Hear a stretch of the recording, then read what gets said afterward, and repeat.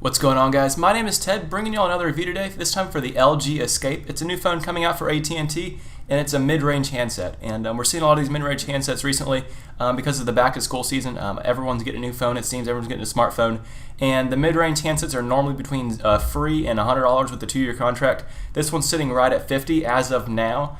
This phone's going to be released on the 16th, so you might see a little bit of variance in price between right now and when they officially release it. So I'm sorry about that if the price is wrong, but right now it's set at $50.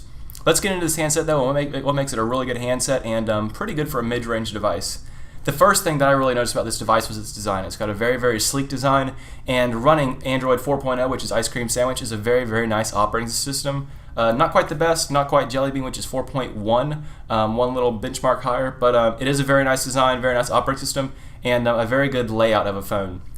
We're also seeing the 4G LTE network, which is really good for smartphones, and this is with AT&T. I think they've got the best coverage here in America. Maybe Verizon's got them better in some places, but T-Mobile, which is what I have, has absolutely horrible reception, and we don't have 4G LTE. So if you guys are on AT&T, you're going to get the best service, the best internet. I'm really, really jealous of you guys.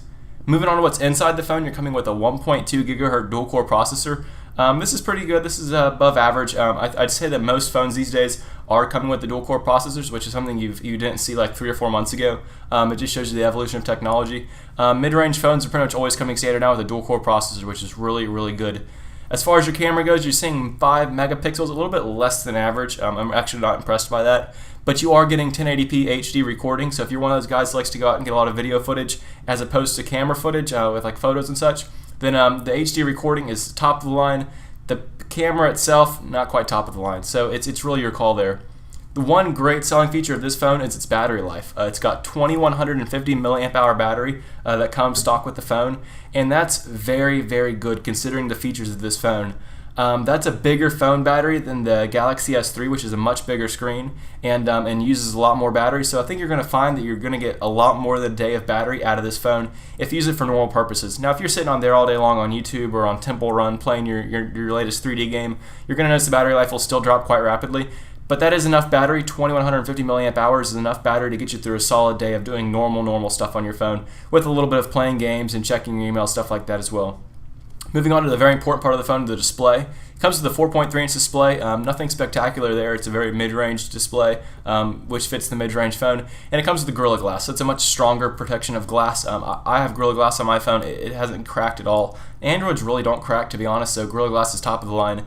And moving on, one cool standout feature of this phone that normally is only on the upper-end devices is it comes with Android Beam and Near-Field Communication enabled, or NFC enabled. And this is really cool. If you don't know what it is, I'll explain it to you really fast. Basically, if you have two phones and you tap them together on the back, if they both have NFC or Android Beam, if you tap the two phones together on the back of them, then you can share stuff between the two phones just like that. You don't have to, connect to them with Bluetooth or send them over a text message. You can just tap the two phones together and transfer files, transfer your YouTube video that you're watching. It's really, really neat, and if you got a buddy next to you and you want to send him something, you don't have to go through that whole process of, oh, what's your Bluetooth password, and, connect the devices. You simply tap them together and bam, it's shared instantly. It's the greatest thing. I've used it several times with other people's devices that have the same thing, and it's something you never really notice how much you need it and how cool it is until you don't have it. So it's a really, really neat feature. It's cool to see that on a mid-range device like this. So all in all, I'd say the LG Escape is a very good option. If you're looking to get a new phone, there's so many good ones out there. I'll leave some links down below to a couple of their mid-range devices that just got released, and you can compare them and see how they stack up to your device or to the LG Escape, and see if you want to go ahead and spend your upgrade or just buy a whole new phone in general. Other than that, guys, I hope you had a great day. I hope that you enjoyed this video. I hope that you learned something new. If you did, be sure to click subscribe. I post high-quality content about all kinds of Android stuff every single day. So if you want to stay updated on the latest Android phones, be sure to subscribe. Other than that, guys, have a great rest of your day, and I'll catch you all later. Bye.